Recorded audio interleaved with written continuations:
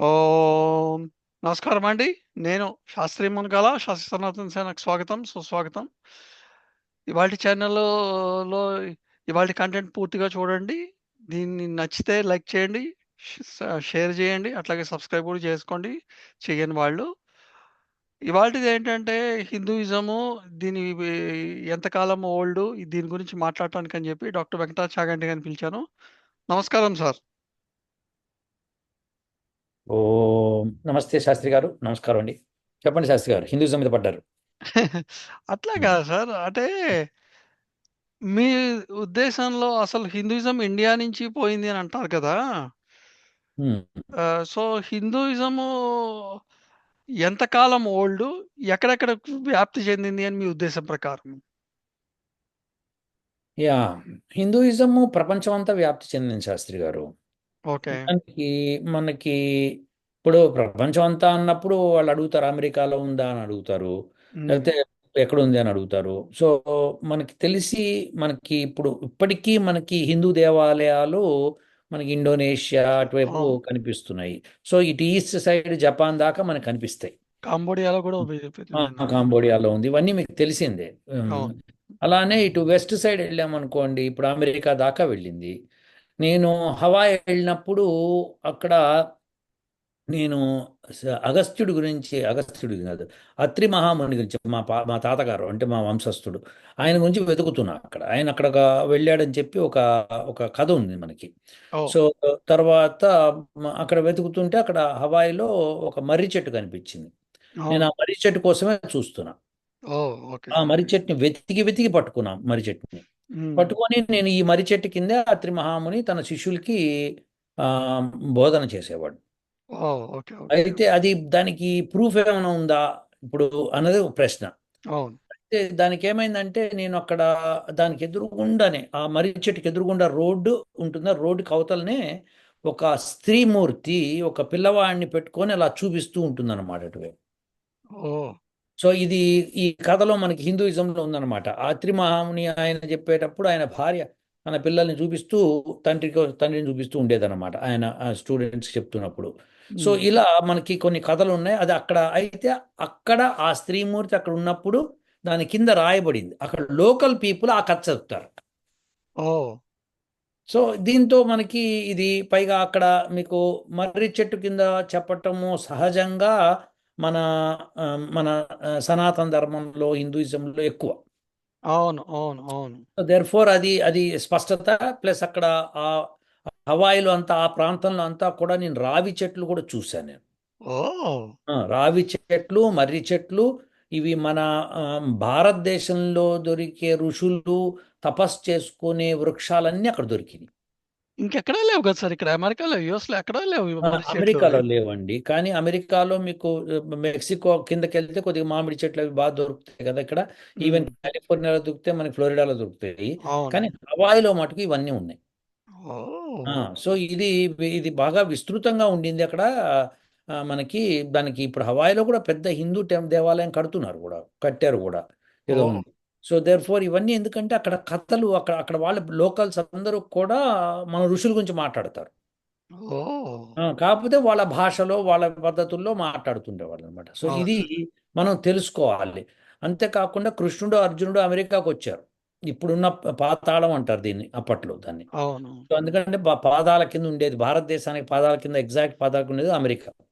So ఓహ్! దానికి వచ్చి ఒక ఋషి కోసం వచ్చి ఆయన తీసుకొని తోడుకొని వెళ్తారు కూడా. ఓహ్! ఇవన్నీ జరిగినాయి. సో ఇవన్నీ కూడా మనకి మన స్టోరీస్లో ఉన్నాయి. అలానే మనకి రకరకాల ప్రాంతాల్లో హిందూయిజం స్ప్రెడ్ అయి ఉంది. సో హ్మ్. దానికి అనేక ఆనవాళ్ళు కూడా ఉంటాయన్నమాట. సో ఈ ఓహ్! కథల్లో మనం చెప్పుకున్న రామాయణ మహాభారతాల్లో కూడా రామాయణంలో మనకి సుగ్రీవుడు తన సైన్యానికి చెప్తుంటాడు, మీరు ఈ ప్రాంతంకి వెళ్ళండి, ఈ ప్రాంతంకి వెళ్ళి ఇక్కడ పలానా వాళ్ళు ఉంటారు, ఇక్కడ పలానా వాళ్ళు ఉంటారు అని అన్నీ చెప్పాడు అనమాట. సో ఓహ్! వాటన్నిటిని మనం తీసుకుంటే హిస్టారికల్ ఎవిడెన్సెస్ ఉన్నాయి మనకి. ఓహ్! అది ఓకే. ఓకే. ఇప్పుడు ఇది సరే ఇవన్నీ ప్రూఫ్స్‌గా బానే ఉన్నాయి గానీ, ఒక అథెంటిక్ ప్రూఫ్‌గా ఏమన్నా చూపియగలరా మీరు? అథెంటిక్ అంటే ఇప్పుడు ఎగ్జిస్టింగ్లో ఉంటూ ఎగ్జిస్టింగ్ ఉండదు. ఇప్పుడు అవునవును. ఇప్పుడు హిందూయిజం అన్నది ఇప్పుడు నేను చెప్పిందంతా మహాపూర్వం ఇప్పుడు నేను చెప్పినట్టు. ఎగ్జాక్ట్లీ కానీ ఎగ్జాక్ట్లీ. లేటెస్ట్గా ఒక 2600 సంవత్సరాల క్రితము ఉండింది అనడానికి తుర్కీలో ఇప్పుడు తుర్కీ అంటారు కదా దాన్ని. Turkey Turkey. టర్కీని తుర్కీ అంటున్నారు ఇప్పుడు. సో ఇప్పుడు మార్చారు పేరు దాన్ని. ఓహో, సో వాళ్ళు కూడా టర్కీ మార్చారా? మార్చారు. మనం మనం తురుష్కులు అనేవాళ్ళం కదా. అవును, తురుష్కు. తురుష్కులు అక్కడి నుంచి వచ్చి యుద్ధానికి వచ్చి మన దగ్గర యుద్ధం చేశారని. సో తురుష్కులు అంటే తురకోళ్ళు అని అంటాం కదా మనం అవును సామాన్యంగా. సో ఆ అవును. భాషలో చెప్పాలంటే తుర్కీయే అది. సో ఆ ఉమ్. తుర్కీలో ఒక ఒక కొన్ని 100 సంవత్సరాల పైన కిందనే ఒక ఇన్స్క్రిప్షన్ దొరికింది అక్కడ. అది ఏమిటి అని వాళ్ళు దాని గురించి ఎంతో ప్రయత్నం చేసి చేయగా నా దగ్గర ఉండండి ఒక నిమిషం నాకు షేరింగ్ రైట్స్ ఇస్తే నేను నా దగ్గర ఉంది ఒకటి ఉండాలి వెతికి నేను మీకు చూపిస్తాను. ఇచ్చాను సార్. ఇచ్చారా?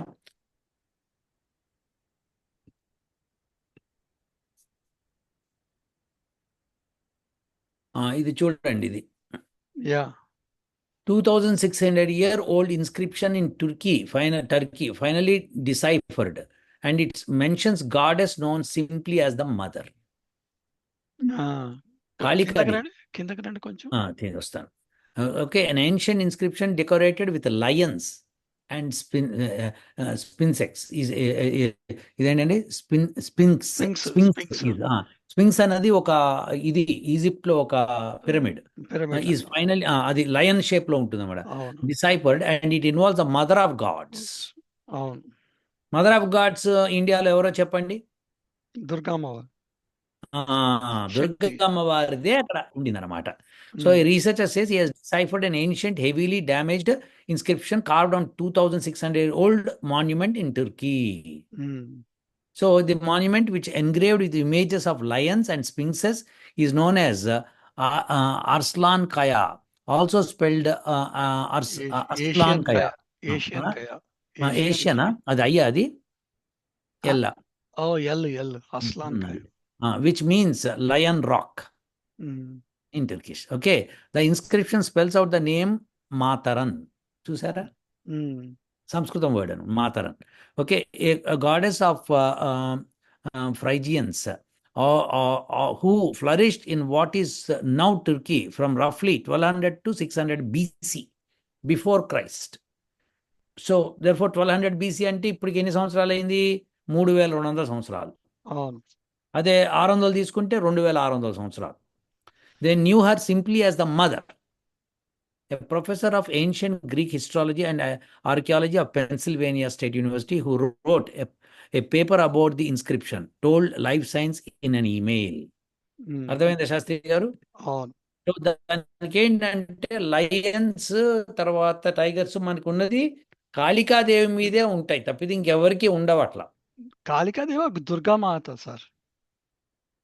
అదే కాళిక అన్న దుర్గా అన్న ఒకటి, దుర్గా ఒకటి, అన్నీ కరెక్ట్. ఒకటి. యా.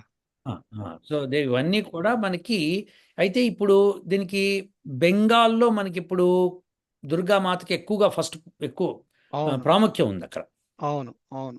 సో బెంగాల్లో ఉన్న రాజులు అప్పట్లో అక్కడ పరిపాలించేవాడు, అక్కడ దాకా వెళ్ళింది సామ్రాజ్యం. అవును అవును. సో అప్పుడు దుర్గామాతను అక్కడ కూడా పెట్టారు. అందుకనే అక్కడ వాళ్ళకి స్పింక్సెస్ అది ఎట్లయితే లయన్ డిఫరెంట్ షేప్లో వాళ్ళకి ఉండే ఇది ఉందో అదనమాట. కానీ లయన్ మళ్ళీ అవును అవును. Lion with human body is called Sphinx. అవును అవును. సో మనకి నరసింహస్వామి లాగా. అవును సార్, అవును సార్. సో ఇవన్నీ కూడా మనకి ఇటు అటు రెండు కూడా అన్నీ కూడా ఈ దుర్గామాత యొక్క పూజలు అక్కడ చేసేవాళ్ళని స్పష్టంగా అర్థమవుతోంది. ఏది నేను మాట్లాడేది 3200 సంవత్సరాల క్రితం. ఇది ఒక ప్రూఫ్, మీకు డైరెక్ట్ ప్రూఫ్. అవును అవును. కానీ ఇప్పుడు మీరు ఎప్పుడైతే బీసీ బిఫోర్ క్రైస్ట్ అని అన్నారో చాలా మంది క్రిస్టియన్స్ కానీ ఇప్పుడు ఇండియాలో ఉన్న క్రిస్టియన్స్ కానీ వీళ్ళకి కరెక్ట్గా పడినట్టు వీళ్ళ ఒప్పుకోరేమో అని నా ఉద్దేశము. ఎందుకంటే ఎవరు వాళ్ళు ఒప్పుకోవడం నాకు సంబంధం లేదు శాస్త్రి గారు. వినండి వినండి వినండి. ఎందుకంటే వాళ్ళకి ఏంటంటే అర్త్ కానీ లేకపోతే అసలు ఇదంతా స్టార్ట్ అయిందే మీకు జీసస్ తర్వాత అని చెప్పి వాళ్ళ ఉద్దేశంలో. అదేలేండి. సో మీరు ఎప్పుడైతే 1200 అని అన్నారో ఆల్మోస్ట్ లైక్ 0 నుంచి చూసుకుంటే 1200 ఏళ్ళకి వెనకాలకి వెళ్ళిపోయారు మీరు. సో 3200 ఏళ్ళు అండి. అహా! ఇప్పటి నుంచి ఇప్పటి నుంచి 3200 ఏళ్ళు. కానీ ఆ, నేను జీసస్ పుట్టినప్పటి నుంచి చెప్తున్నా. అసలు జీసస్ పుట్టాడా అన్న సమస్య అయితే ఉన్నప్పుడు ఏమో తెలీదు. అదే అది ఆ, పుట్టాడు అనుకుందాం కాసేపు. ఉమ్, పుట్టాడు అనుకుంటే ఉమ్. 2000 దానికి ముందు 1200 ఇయర్స్ అంటే వాళ్ళు వాళ్ళు ఐ డోంట్ నో. ఇప్పుడు వాళ్ళు ఏమనుకుంటారు? లేకపోతే it is really stunning moment at least for me. Yeah, అందుకని నేనేమంటున్నా అంటే ఇప్పుడు విశేషం ఏంటంటే ఇలాంటి అప్పుడప్పుడు బయటకు వస్తూ ఉంటాయి, బయటకు వస్తాయి, ఎవాల్వ్ అవుతాయి అనమాట. అయితే అప్పుడు అక్కడ జరిగిన సివిలైజేషన్ ఎట్లా ఉండిందని తెలుస్తుంది. ఇప్పుడు గాడెస్ అని చెప్పి అసలు ముస్లిమ్స్ కానీ క్రిస్టియన్స్ కానీ అనరు. అవును. అవును. కాబట్టి ఇది హిందూయిజం సంబంధించింది అక్కడ ఉన్నది. అవును. అవును. సో గాడెస్ అనేది కేవలం ఇండియాలో మాత్రమే ఉంది ఆ పదం. అవును. అవును. సో దేర్ ఫోర్ ఆ గాడెస్ అనేది మనకి లెక్క ప్రకారము శక్తి అంటాం కదా మనము. So exactly. ఆ శక్తి ఎగ్జాక్ట్లీ. ఇప్పుడు దుర్గా లేకపోతే కాళిక, ఇట్లా correct. Different names depending on the గుణాలను బట్టి ఉంటాయి. సో అవును. ఇప్పుడు అక్కడ మదర్ ఆమెకు మాత్రన్ అని ఉంది. సో అవును. దేర్ ఫోర్ మాతృ శబ్దం అన్నది సంస్కృత పదం. సో అవును. దాని నుంచి వచ్చిందనమాట అది. సో ఇలా వచ్చి అలా పెట్టి అక్కడ ఆ రోజుల్లో అక్కడ చేసేవాళ్ళు. తర్వాత తర్వాత వేరే మతాలు పుట్టుకొచ్చినాయి వాళ్ళు. వాళ్ళు ఇప్పుడు పుట్టుకొచ్చినప్పుడు ఉమ్, ఇప్పుడు మీరు మాత్రను సంస్కృత పదము అని అన్నారు కదా! ఉమ్, అది కూడా వాళ్ళకి జీర్ణం పడదు. ఎందుకంటే వాళ్ళ దృష్టిలో సంస్కృత పదము ఒక 800 ఏళ్ళు లేకపోతే 1000, 1500 ఏళ్ల క్రితమే సంస్కృతం వచ్చింది. దానికి అంతకుముందు లిపి లేదు అని కూడా అంటున్నారు వీళ్ళు. అదే వాళ్ళు వాళ్ళు ఏమని అనుకుంటే, ఎందుకంటే వాళ్ళ అలా బతికేస్తూ అబద్ధాల్లో బతికేసుకుంటున్నారు వాళ్ళు. హ్మ్. బతుక్కోవాలి. ఇప్పుడు వాళ్ళు ఏంటంటే ఇప్పుడు వేదిక్ లిటరేచర్ అన్నది ఓషన్. యెస్. ఇప్పుడు నేను చెప్తా చూడండి శాస్త్రి గారు, నలుగురు గుడ్డోళ్ళని తీసుకురండి. ఒక గుడ్డోడిని ఏనుగు తోక పట్టుకొని ఎలా ఉందిరా ఈ జంతువు అంటే సన్నగా జుట్టు ఉంది దానికి అంటాడు. అవును. ఇంకోడు ఏనుగు కాళ్ళు పట్టిస్తే వాడు ఆ కాలు పట్టుకొని ఇది ఓ స్తంభం లాగా ఉంది అంటాడు. ఒకటే అవును. జంతువు. అవును. అలానే తొండం ఒకడికి ఇచ్చామనుకోండి వాడు ఇంకోటి అంటాడు. చెవులు అవును. ఇచ్చామనుకోండి చేట ఇది అంటాడు. అవును. సో ఇలా రకరకాల గుడ్డోళ్ళు ఇలానే మాట్లాడుకుంటూ పోతారనమాట. అప్పుడు కొద్దిగా మసక చీకటిగా మసకగా కనిపించే వాడికి ఇచ్చి చూపించామనుకోండి ఓ కొండలా ఉంది అంటాడు. అవును. సో ఇలా వీళ్ళందరూ గుడ్డోళ్ళు మసకగా ఉన్న వాళ్ళు తప్పితే ఎవడికి కళ్ళు లేవు వాళ్ళకి. హ్మ్. కళ్ళు లేని వాడు ఎలా అయితే మాట్లాడతారో అలా మాట్లాడుతున్నారు వీళ్ళంతా. అవును. ఎందుకంటే వీళ్ళకి సంస్కృతం చదవలేరు, అది అది అది వాళ్ళకి అదొక భయంకరమైన కళ వాళ్ళకి అది చదవాలంటే సంస్కృతం. హ్మ్. వాళ్ళకి భయం, వణుకు. హ్మ్. సో సంస్కృతం చదవలేరు. చదవనప్పుడు నీకు అసలు అర్థమే కాదు. అర్థం కానప్పుడు నువ్వు ఎట్ట మాట్లాడతావు? అవును. వాడు రాశాడు, వీడు రాశాడు, వాళ్ళు తప్పు రాస్తారు, వాళ్ళు పెద్ద కవులు, వాళ్ళ పెద్ద సంఘ సంస్కర్తలు, వాళ్ళకి ఆ నాలెడ్జ్ లేదా అంటే లేదనే చెప్పాలి మరి. హ్మ్. నీకొక్కడికే వచ్చా వాళ్ళకి రాదా అంటే రమ్మను మరి, తీసుకొని రా. నువ్వు ఎవడి పేరైతే చదివో వాడిని తీసుకొని రా, ఉతికి ఆరేసి ఎండగట్టి పంపించేస్తాం, అయిపోయా. సో నీకు అది చేత కాదు, ఇది చేత కాదు, నీవు నమ్మిందంటే నువ్వు గుడ్డోడివి. అంతే. ఆ గుడ్డోళ్ళని పట్టుకొని వెళ్ళేటోళ్ళందరూ చెరువులో పడతారు అంతే. హ్మ్. అవును. అంతే తప్పితే వాళ్ళ జ్ఞానం ఎక్కడ వస్తుంది శాస్త్రి గారు? కాబట్టి జ్ఞానం రావాలి అంటే కనుక ఒరిజినల్గా నువ్వు చదువుకొని నేర్చుకొని నిష్పక్షపాతంగా మాట్లాడగలగాలి. అవును. పక్షపాతం వహిస్తే ఎలా శాస్త్రి గారు చెప్పండి? అవును. అవును. నువ్వు ఒకడిని నమ్ముకున్నావు, ఎవరో జీసస్ క్రైస్ట్ అన్నావు, నువ్వు నమ్ముకో, నష్టమేంటి? కానీ నువ్వు నమ్ముకున్నావు కదా అని వేరే వాడు వెధవ అంటాం తప్పు కదా. వాళ్ళు వేరే వాళ్ళని ఎవరిని అనరు సార్. ఇండియాలో హిందువులనే అంటారన్నమాట. ఎందుకంటే వీళ్ళని మతం మార్చడం ఈజీ. వీళ్ళేమి తిరగబడి కొట్టారు కాబట్టి. అదే అదే తుర్కోడి అదే కనుక అదే మనకి ముస్లిమ్స్ ఆ, దగ్గరికెళ్తే వాళ్ళు వాళ్ళు ఏకంగా నిన్ను ఉండగా చేసి నీకు ఇస్తారు మళ్ళీ. అది సో అది అది మనకి తెలిసిన రహస్యమే. ఓకే. మీరు చెప్పే ఆ క్రిస్టియన్స్ అందరినీ కూర్చోబెట్టి ఒకసారి పాత బస్తీకి పంపించి నల్లట్ట పట్టుకొని తిరగమని చెప్పండి, అయిపోయా. ఇక అయిపోయా, ఇంకా మళ్ళీ తిరిగి రా.